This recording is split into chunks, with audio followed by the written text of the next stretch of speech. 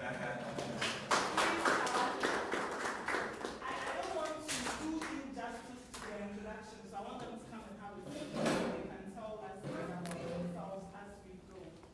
And then Mr. Karikari, I've had the privilege of meeting this man. He's an amazing man with amazing stories, and today we're going to find out more. And then last but not the least, of course, this lady, I'll say she's my big sister, she's my mother, she's my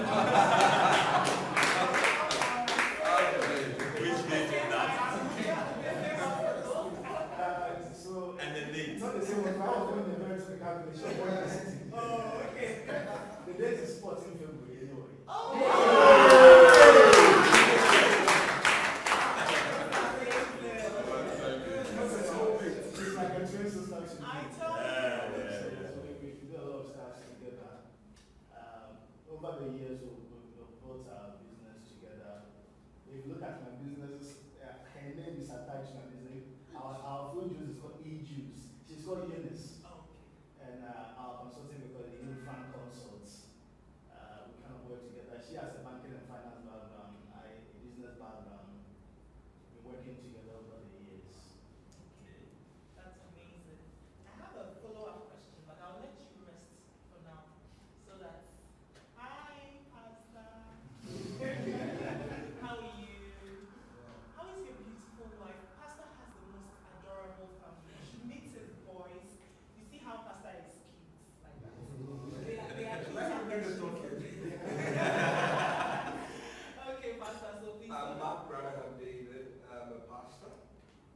I believe I was born a pastor.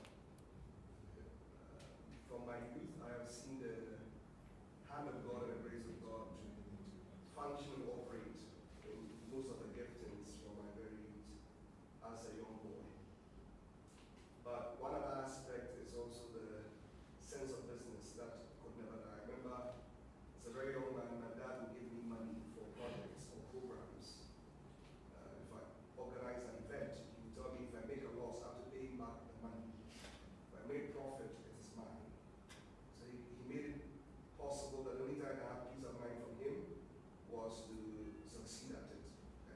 At several attempts, I'll fail until I got it for once. When I fail, anytime I'm going for lunch for my money for school, you deduct from what I owe him. And to him, he felt it was a very important lesson to teach you. Also, we ended up growing up in a family business, pharmaceuticals. We grew up there. But I've always loved business and enterprise. So I did a 2.5 year course at a polytechnic on entrepreneurial studies. I have worked for people. I've actually done consultation for a number of radio and TV stations in Kumasi. I've been in radio as way back as 1997 when it started in the city. And I always ask the question when I never hear a presenter. But one of the most important things is that I love affecting people's lives. Whether it's to make money, whether it's to speak to people, the ability to have affected somebody's life positively is a very important aspect of my life. When I set up GMI Studios, I had one particular objective. The slogan of my company was Ideas, Concepts, Solutions for a Better Tomorrow or for a Better Future. And way back in the year 2000, I started doing a number of projects in television and radio in Kumasi and Accra. I've been in and out of business and full-time ministry with Paris Chapel International, Bishop Charles Masari, until I stepped out to start Favor Chapel International some 7-8 years ago. When I started, I closed every business I was doing and started as a pastor, so I had to start life afresh. In the context of it, people would judge you as a beginner or as somebody who's now starting life. I've had to learn twice the process of succeeding in life. And I thank God that now I am able to combine the clean job of actually running a successful ministry. And let me quote unquote, in Ghana, people think successful ministry is having the numbers. The thing is having all the projected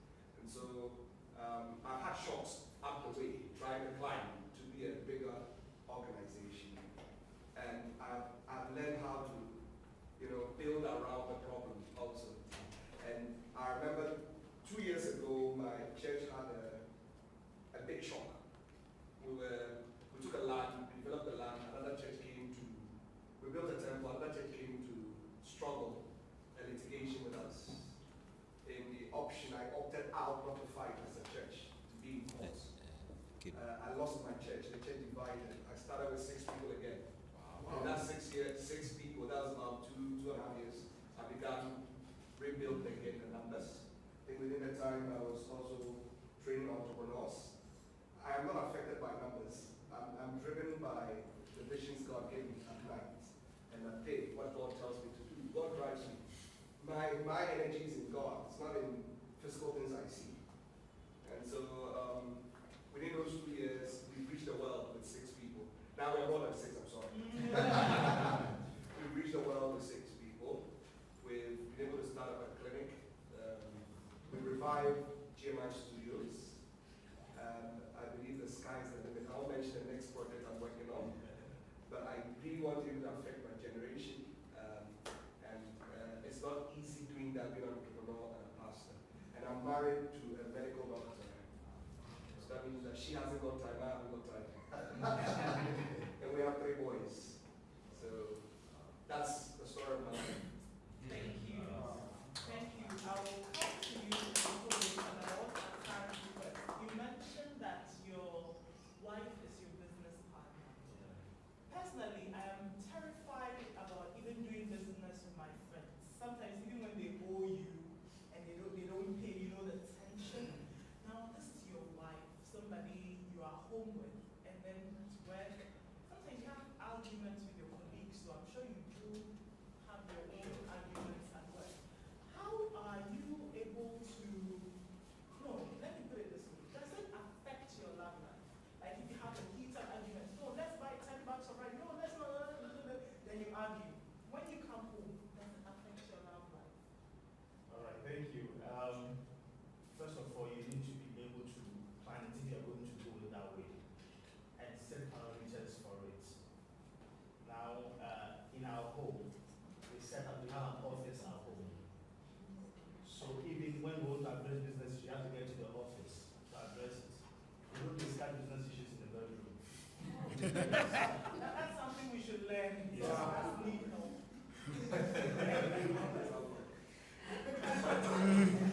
I'm sorry, I'm also trying to learn. I know it doesn't work because when a woman is peeved, it doesn't matter the hour or time, she brings it up. You don't say you don't bring it to the bedroom. She wants an answer. She's got to get the answer. She's got to feel satisfied. So how does this work? You don't have to do all this at all. Well, we do. When we started, I made her to take full control of the juice business, and I'm more like assisting to grow the business. So every day we draw the line. We have a plan for the monthly plan, the quarterly plan, the daily plan. So if I see that something is not going well, sometimes I travel for trainings. I come back and I look at the figures. It doesn't add up. Okay, so we get to the boardroom. And she's the managing director of the company, so she has to tell me exactly what has transpired over the week in terms of the business. Then we discuss the issues out, and I let her know that business issues are separate from our marriage issues. So there was a time I realized that I was treating her like treating my staff. Because got to a point I was trying to be more business like. I realized, oh no, this is my wife, so you have to calm Easy down. on her. Yes.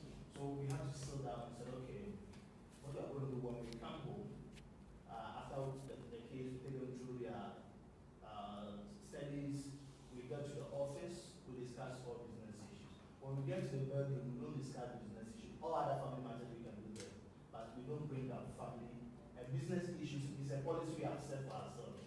So when we are going, we said, oh, remember we said in the bedroom, we don't talk about business issues, so that we can have a peace of mind.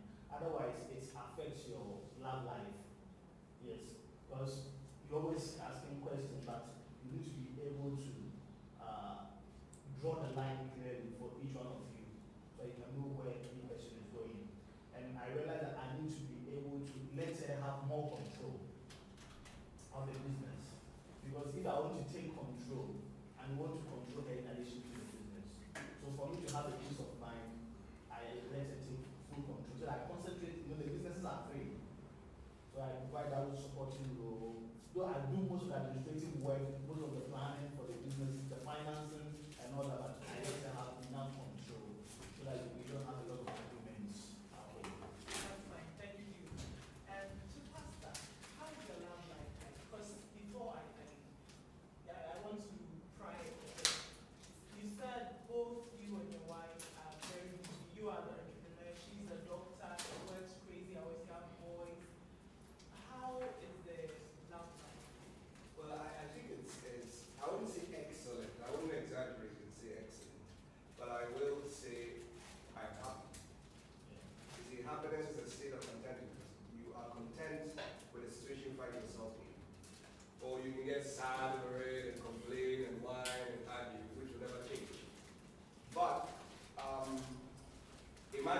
married your wife. She goes to work on a Friday and comes on a Tuesday. And you just newly married. Okay? And married to her, and you have 3 new children. Not that you gave birth to 3 children. Her mother is there, so she has to take care of 3 of the brothers also. So then you realize that you, the man, have to help cook, help do this. So for me, it was, I embraced my challenges in life. I embraced them. I look at them realistically and said, well, hey, it's a learning process. God is only making me better out of this. So one of the important things for us to look at this is that you can be sad depending on how you accept your situation.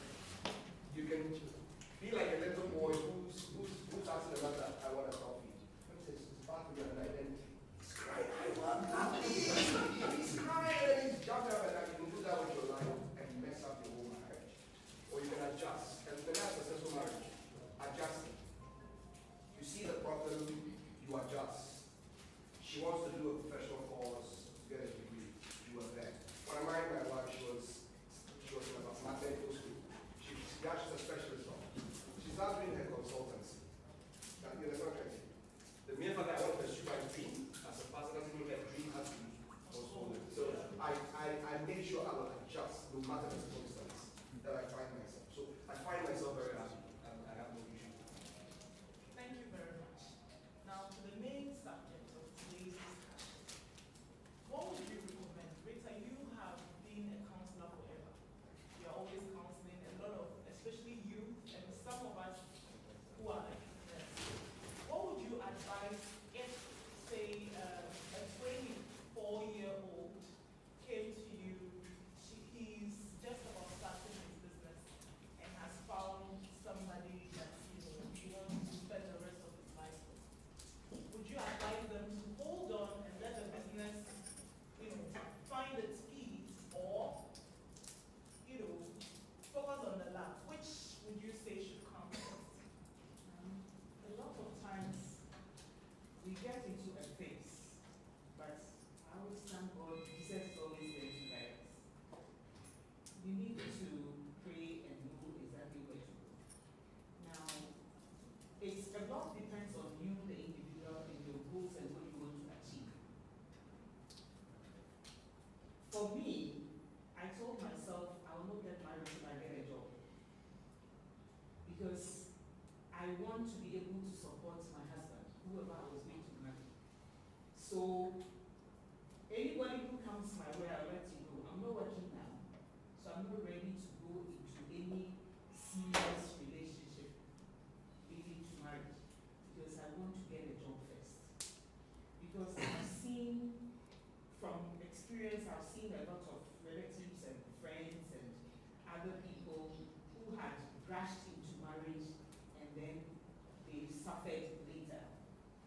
I have also seen others who have stalled on marriage and have lost certain very good people in their life. So it's all the balance that you want. Everybody is different. If you are guided to get married, that's your own decision. But whatever decision you are making, like Pastor rightly said, be guided. Because we are not into the future. We just perceive, oh, I want this to happen, I want that to happen. But who sees the future is the one that we should go to for such guidance. Thank you. So be guided.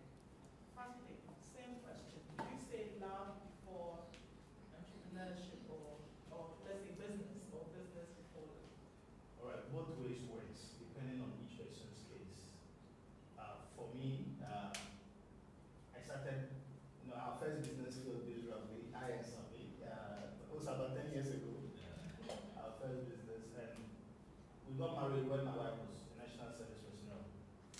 So after our first business field, then I resigned from another job that I took over. I was living virtually on a national service allowance. That was a difficult. Yes. At that time, the national service allowance was around 180 cents. Today, people are doing 300 So, look at yourself. There are people who have already started something, building their businesses. When they need their love, are not ready to contend with somebody who is now scratching to see the opportunities, running for grants, going for pitching, scattering out everything. They are not ready for that.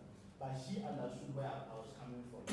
Somebody would have put pressure on me that, why don't you have all the, you have a degree, why don't you go and get yourself a job so that you can survive? But I told her I'm not my business. So she has said, we're living on her national service allowance. So look at yourself. If you have started something now, make sure that you build it at a level that it can sustain 2 people, at least, before you get into it. If that's your focus, is to become an entrepreneur. But if you have something already going, you have some stream of income to support you, you can get married. But if you have a dream of building it, and you have the finance already, doing some work already, you can get into the marriage, your partner comes in, it comes as a support. She may come with other resources to help you grow your business. Now when we built the fruit juice company, at the time she was working with the finance department of Kumasi. She resigned because we wanted to start making babies. So we said, okay, we create a home-based business. You stay home to manage it, then we can take up the kids. And we agreed together and we started the fruit juice business. So she was fully in charge of it while she was nursing the pregnancy and all of we're building the business together from there. And when I made her take charge, using her as the frontal person for the business, we have grown because we competed in certain competitions. I do all the work and I put her face there.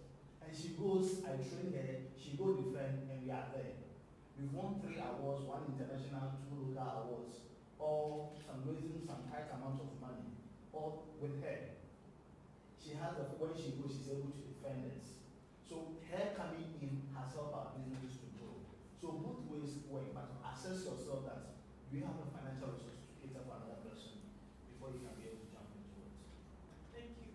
I'm sure you've got a lot of questions. I promise you will come here. But you know, this is a typical TV show we are doing. You know your TV. So we're going to pause for a commercial break. This event, Kumasi Entrepreneurs Meetup, has been made possible by HapaSpace. So we shall call on Sami to come and you have 1 minute to tell us about what HapaSpace is about. Thank you very much, Amma. HapaSpace is a co-working space. What that means is that we have a big office and we have a lot of companies there, work from there. We are not just a co-working space, but we are also an innovation hub. We want to stimulate innovation, we want to stimulate entrepreneurship. So we do events that support entrepreneurs. And one of them is this. We have 2 monthly events that will be standard. We have entrepreneurs meetup like we are having today. We also have a tech community meetup. Beyond that, we partner with a lot of organizations to do events like the recent Barcamp that happened, Green Ghanaian Initiative, Africa Startups Meetup. Google developers do a lot of them. And even tomorrow there is an event that we are supporting and we are being part of is Kumasi entrepreneurs meet with MPs. So though it looks late, but it's something that at a point on the platform, some entrepreneurs felt that we needed to hear from the MPs what they have for us. So some selected MPs, both basically from NDP and NDC, there will be a meeting going on tomorrow at Community Center, KNUST. The time is 9, right? Sorry, it's 4. Yes, okay. No, it's not. It's tech. Community Center, close to the tech police station. Yes. So sorry, yes, 4 p.m. tomorrow. So I'm also using this opportunity to let you know if you are not aware already to be part of that tomorrow.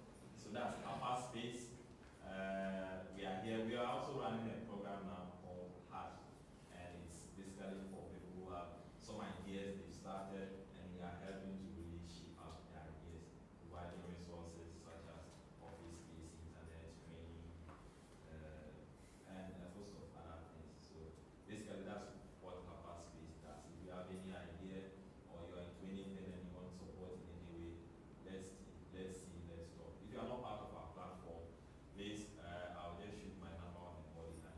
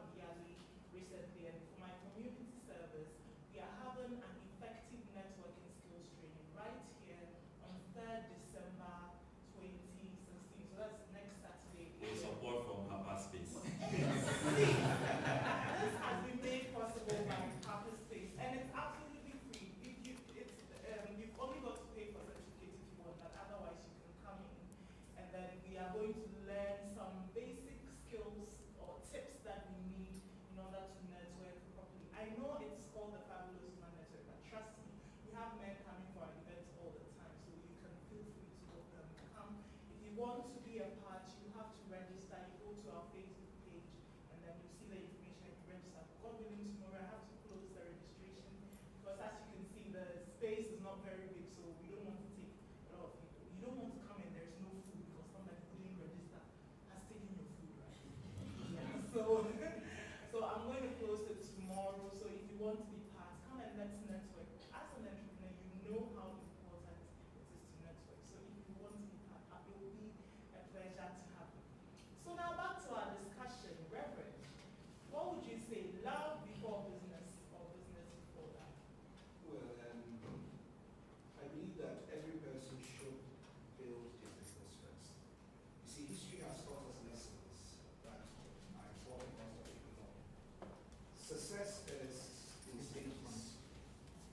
Your business, Mr. Franklin, may be doing well now, but that's another stage.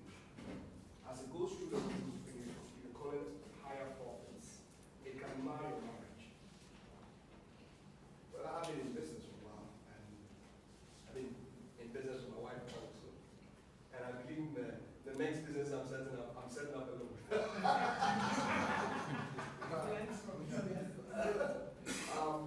It also depends on who you're marrying, to be honest. It depends on who you're marrying. Some women are entrepreneurial helpers. They were created by God with the encouraging ability and giving them foresight to see ahead, not to give up on you, not to tell you why you wasted the last 100 cities in their house, and not to keep bringing back your failures at you. And see, this is the kind of woman that is going to help you as an entrepreneur that you can take on. But even with a good woman, certain mistakes that you make, and you need to make those mistakes as an entrepreneur. If you're an entrepreneur, you should lose money. It is natural. Yes, you should lose money. Not intentionally losing it, but losing is a good idea that still did not succeed. And that's an experience no school can teach you.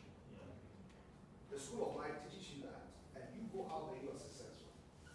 When I meet somebody, and all they've got to say is what they've done this and done that, I'm not impressed. When I hear somebody messed up and gone back on their feet, I'm really impressed. I'm so impressed because I have something to learn from them. I have something that no school can teach us. You look at people like Oprah Winfrey, one of the world's greatest. She couldn't marry. Because at the point in time, she cannot make the sacrifice it takes to be a married woman and to be a successful woman.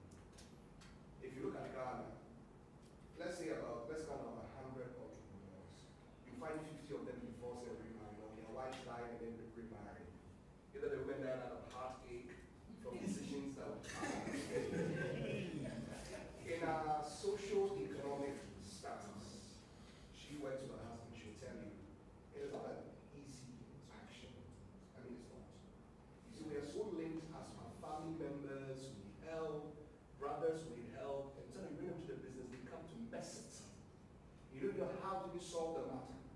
I have, like you were saying, I have come to a state where I don't want to find. I want to pay you for doing that and I don't come back. So I can manage the expense at which my business can collapse faster than when you were part of it. So you have not used decorum in this context. Which woman is best for an entrepreneur? Is she an encourager? Is she a team builder? Some women, the mere fact that you place their head there and you have some guy you depend on because that guy is very resourceful, that's going to be a headache for them. You love this guy more than me. You love this guy more than your child. So for me, I believe people like Steve Jobs and the rest, they realize that somewhere along the line, they have to build the business first. And remember too, when you are rich, any woman will come for you. When you are rich, you have a car. And as an entrepreneur, the things you go through in life, you build good cars. So let us build our businesses. There are stages where we can actually add the women on. Okay? And they can be very resourceful to us. There are stages. When your business reaches that stage, you will know. But I believe that when you are hatching a business, you need somebody who will support you, not necessarily be part of the business, but who will support the dream, who will be there to give you advice, who can go over. Sometimes somebody sit on the fence, they will give you better advice than when you were part of it. You know, they see all the mistakes you're making, they tell you. So you should look at that. If you're also somebody like who has a thick skin, that's not what they say to you, you're okay with it, then you can just marry easily now and then start your business. If you're somebody who needs to be encouraged, who needs people to edge you on, who needs people to invest in you, even when you don't have money, then I would say marrying early means you have to be very wise to choose the right woman. You have to be extremely wise. You see, you tell the woman, oh, me, I've got a project, I'm going to win an international contract. Any woman would like to hang out and wait and see. But in case you're the secretary they were looking for. And what better than that way, because it is good for a woman to look for a secure man. Anyone who marries any man who is not potentially stable in the future, that woman herself is not psychologically okay. Really? Yeah, the woman can say, I want a total complete failure for life to marry. There's something wrong with her. She's got nothing to offer you. Let's be honest, that's how women are. So women are not bad people, they are good. But they will need something in you to also help urge you on. Do you understand what I'm saying? You can be broke and they can see your ideas. This is what they have that they want to build upon and to urge you on to become good. And they can also see that you know people. You are a people's person. People love you, you have crowds following you, but you don't have to turn up the money. Some women are more a better entrepreneur than you. You are trying to be an entrepreneur, but she's a far better, diligent entrepreneur than you. But when she comes around you, she can turn your failures into success, into numbers that you have never been before. So it's a balance between the two. Who you are marrying will determine whether you should marry now or wait till night. And number two, who you are, as in your state. Now some people, they can't even be in their room alone. You know, if you room be, babe, where are you? Can you come spend the night here? If you're that kind of person where you're totally dependent, you're not self-driven, yes, then probably you need to marry, not roam around and get into big trouble. But if you're able to focus, there's a joke, I'm going to say a joke, I'm not agreeing with that joke. They say you're going to change the world, do that when you're still single. When you're married, you can't change the TV remote without So it's consensus. You understand that? I want to own space for. My wife says, oh, no. I think for now, where our finances is a big risk. That argument alone may never end. If you feel too inspired by your self-confidence and go and buy it, she can be actually praying and hoping you fail. So her point can be proven. You understand what I'm saying? This is humanity. This is not because women are bad. This is humanity. You see, I have a friend in school, and they see your life going successfully. Yes, it's bad. And they're hoping that one day something turns out bad for you so that they also feel good about themselves. It's humanity. It's humanity. So you don't judge your wife based on that and say she's a bad woman. But, like I said, if you depend on you, which stage you are and what you need at that time. Thank you very much, Reverend. So you did speak to the men a lot, but I want a woman's perspective on this. You know, there's this whole issue about biological clock, and when you're a woman at a certain point, you have to hurry up and get married, otherwise your day will turn into powder or whatever. Well, so here's maybe an entrepreneurial woman. She's busy trying to make things work out, but at the same time, clock is ticking. 25, 26, 30, 8 is here, 36. So, how, because you said, oh, if you're a man and you are rich, any woman will marry you. I don't agree, but hey, that's what the pastor said. Today I'm not fighting him. And if you're a woman and you are rich, apart from the fact that if you are lucky, well, yeah, men, guys like that. So lazy bones, they will go and get the woman and marry her. But the issue about her giving birth and all, can you address it? If Donald Trump wanted to marry you, if you don't marry, you marry. Wow. Just go get a man. There you go. You marry. That will lead you.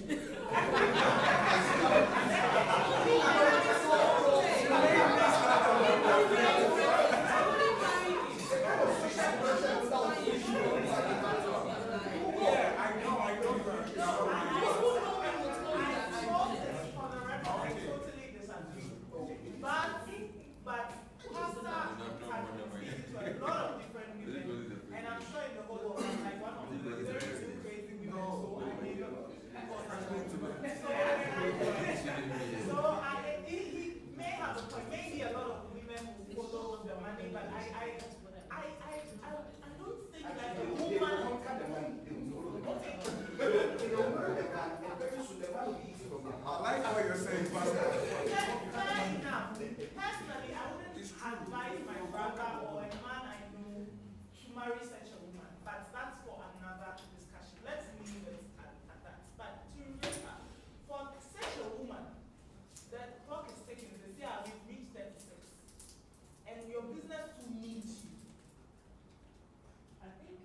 woman, you have to be very careful in such situations. Just this evening, I was telling some guys here that, look, you people can marry and have kids at 60, we cannot. So, for a woman, you should have a balanced life. I always ask women who are so, my business, my career, what do you want in life?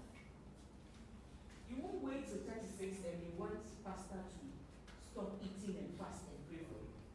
This is something you should have done way back. So as women, you should know when to say when. You don't focus all your attention and everything in your business so much that your love life and other aspects of your life suffers. Sometimes in the press, I usually ask people exactly what do you want. Do you want to be happy? Or you want to struggle, and then stress-related diseases come in. By the time you have the money to spend, then the doctors are telling you, don't eat that, don't eat this, don't do that. Because you spend virtually your whole life after money. Most of the time, and forgive me the ladies, the main reason why most of us are struggling is we want to be rich like the men. But we cannot. God created each and everybody differently. Adam was given a responsibility, Eve was given a responsibility. If Eve decides to be an Adam, then you are definitely going to get to 40 and then you have to end up with somebody's widower or some divorcee and then hang in there. So it is very, very important as women to have a balanced life. A business a little, love life a little, not live only one side. When you're a woman who's rich, it's better than when you're a man who's rich. When you're a man, you have money, you won't give it to a woman. When you're a woman, you have money, you give it to yourself. Some women, are we having this fight again? I'll just straight a point. I mean, for example, when a woman is rich, she's really richer than a guy, isn't she? Yeah. When a guy is rich, part of that money goes to solve I the wife. disagree. I Part of that totally money disagree. I Yes, wasn't sir. going to fight with you, but there are some women who work hard and become rich to support their husband. Exactly. My point is no problem. My point is that when a woman has money, she has a lot of it. You said that they want to be as rich as men. And I'm saying when a woman has money, she has a lot that a man has. You haven't looked at it from the argument where I'm coming from. When a man has money, he looks at satisfying the responsibility. When a woman has money, she plans for tomorrow. I want to ask you a question. How many are married here? How many times you go borrowing money from your wife? So you have a business. Never. Let's borrow money from our wife. Not so often. Not so often. You spend out all your money before the man ends, and she still got some left. Yeah. But she's a planner. Oh, yes. She's a better planner than you are. So when a woman has money, she's richer than a man. For me, that's my concept. Oh, yes. Because that billionaire will come back and borrow a few more points and a few more CDs from her, and then pay back later. So for me, women are better. I agree with you. than Women are better with finances, but most of the time, for me, before I became an entrepreneur, I was working in a financial institution. And we had plans as to what to do. I wouldn't want my husband to be working in the government hospital forever. So I was saving money so that when he's ready to build a clinic, he could have some support, financial support from me. And any other thing that we wanted to do, we set up plan it. And then most of the time, because I was earning more than him, the nature of the work we are doing, I was able to save more to support him when he was ready to set up his clinic and do any other thing that he wanted to do. Guys, you know my target and daughters.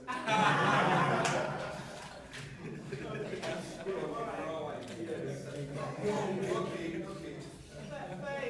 Fair enough. Yeah, we'll leave it at that. My heart is definitely not satisfied, you know that. But I've decided I'm going to be good today. So we are going to let you also ask questions. I'm sure you are dying to ask some questions. So we're going to open the floor. And so the rule is simple. You just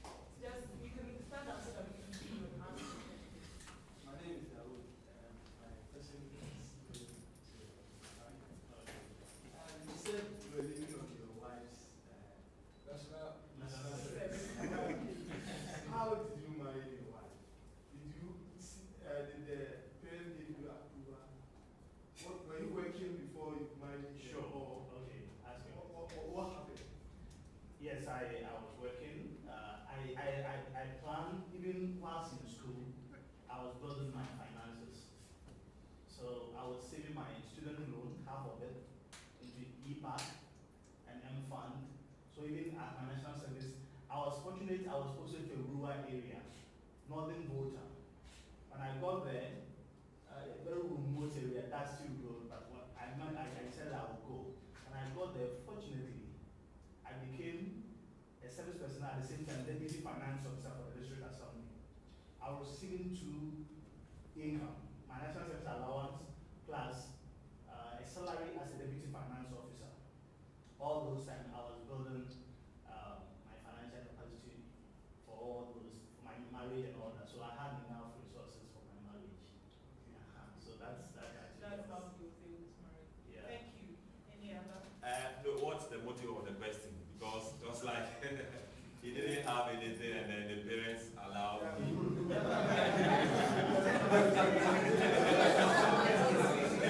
follow-up is saying that you were living on the lady's money while you were saving your money for marriage. No, he meant after they married. After the marriage, This money was when we got married, and our first business business failed. went under. Okay. Yes, when we failed. In difficult times. Yes, those are the difficult time, first year of our marriage. All right. Yes,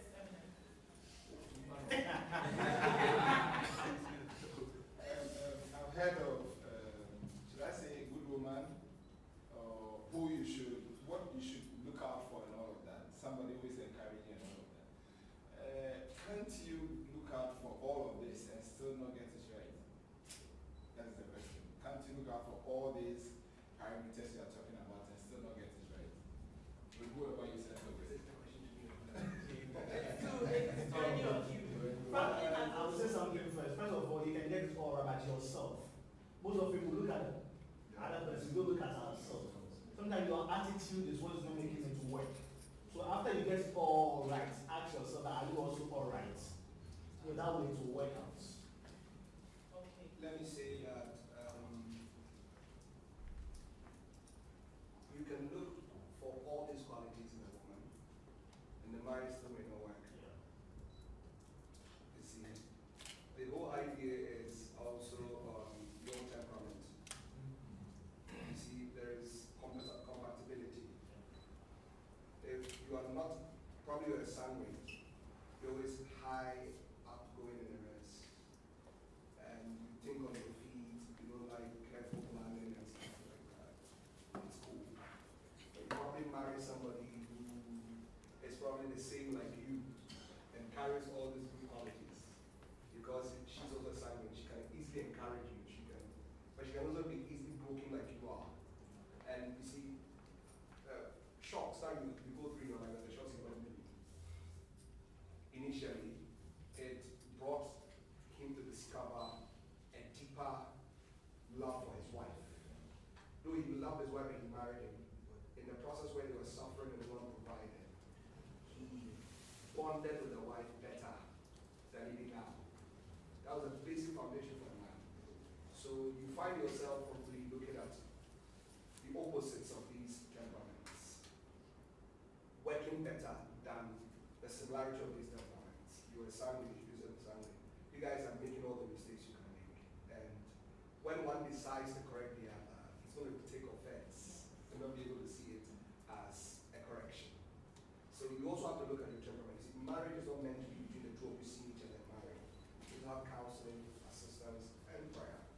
Be able to know whether this is the right person. Sometimes, more often, God confirms this your partner. And when God confirms, that marriage probably lasts a while and lasts a long while. Yeah. Than when you choose from all the perfect indications and say this is what I come to see. Yeah, I would also add that a lot of times we say that, I always ask people, why do you want to marry him? And he's like, oh, he will do this for me. But I ask, what are you also bringing to the table? So you are looking at all those things that you think this will make a perfect wife, but are you also a perfect husband? So you also have to look at what you can also do to support the other person. Thank you. Someone. Wow, thank you. I'm from Williams. Elegant occasion is really commodities. Pastor,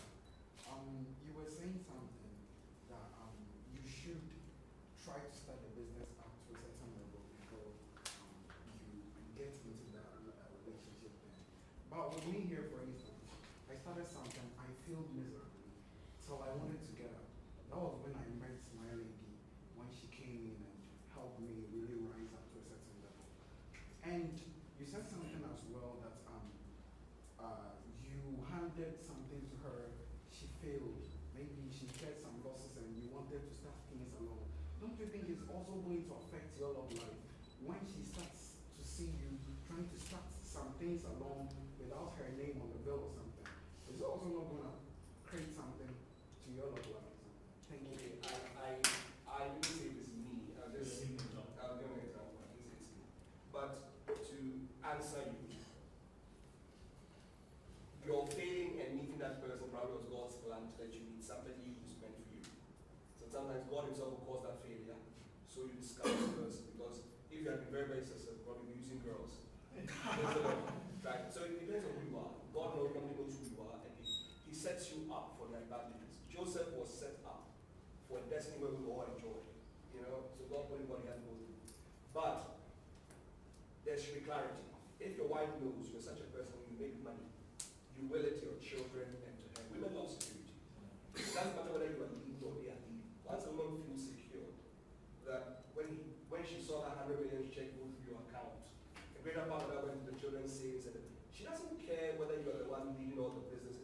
All she cares about is that you're not going to leave her broke and be providing for your uncles and brothers and those things, and she and the children are suffering. So you have a proper laid down financial budget. I have that with Equity. A certain part of my money goes to my children, whether I want to control it, whether I'm broke or not, it has to go. You understand? So we contribute that way. So there's no issue about why you're not putting me there, why you're not putting me there. You must have clarity of direction where you want to go. Once that is in place, the woman will understand that. For example, there are times when you actually invest in your wife and there's cohesion. You're always fighting. You always fight about something that you could ignore. And you see, to be honest, when you fight a woman, let her win.